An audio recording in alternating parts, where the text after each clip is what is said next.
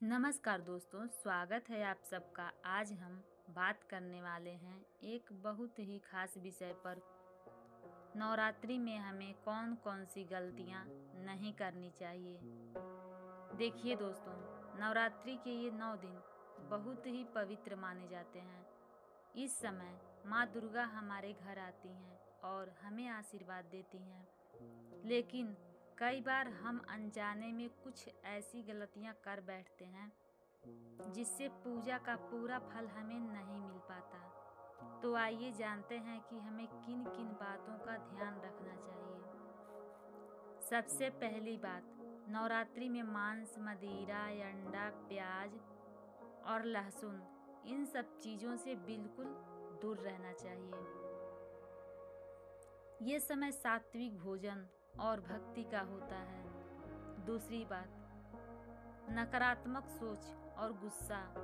माँ दुर्गा को साफ मन और साफ भाव बहुत ही पसंद है। अगर आप व्रत रखते हुए भी झगड़ा करेंगे, किसी की बुराई करेंगे या क्रोध करेंगे तो पूजा का असर कम हो जाता है। तीसरी बात, कन्या का पूजन। अष्टमी या नवमी के दिन कन्याओं को पूजना बहुत जरूरी होता है। ये माँ दुर्गा के स्वरूप मानी जाती हैं। अगर आप इन दिन कन्या पूजन भूल जाते हैं तो व्रत अधूरा माना जाता है। चौथी गलती, जूठा या बचा हुआ भोजन। माता रानी को हमेशा ताजा और शुद्ध भोग ही अर्पित करें। जूठा या बासी भोजन चढ़ाना अशुभ माना जाता है। पांचवी बात, अगर आपने व्रत रखा है तो बीच में उसे तोड़ना नहीं चाहिए, और अगर किसी कारण बस तोड़ना ही पड़ जाए तो माँ से क्षमा मांगकर ही भोजन करें। छठी गलती, आलस्य। नवरात्रि में देर तक सोना या पूजा में लापरवाही करना ठीक नहीं है। माँ को सुबह सुबह स्नान करके पूरे मन से याद करना चाहिए।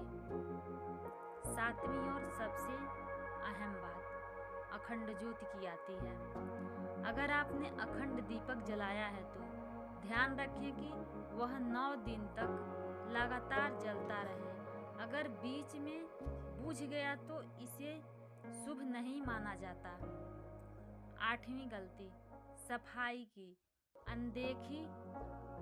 माँ दुर्गा को स्वच्छता बेहद प्रिय है, इसीलिए घर और पूजा स्थल साफ सुथरे होने चाहिए। नौवीं बात, कपड़ों का चयन। नवरात्रि में हमें कौन से कपड़े पहनने चाहिए। नवरात्रि में लाल, पीले और गुलाबी रंग के वस्त्र पहनना बहुत ही शुभ होता है। कोशिश यही करें कि काले या गहरे नकारात्मक रंगों से दूर रहें।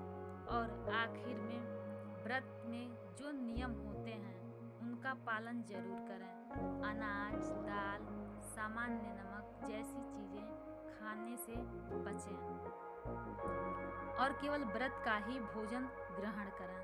तो दोस्तों, अगर आप इन छोटी छोटी बातों का ध्यान रखेंगे तो निश्चित ही माँ दुर्गा आप पर प्रसन्न होंगी और आपकी मनोकामनाएं पूरी करेंगी। मिलते हैं अगले वीडियो में, तब तक के लिए जय माता दी।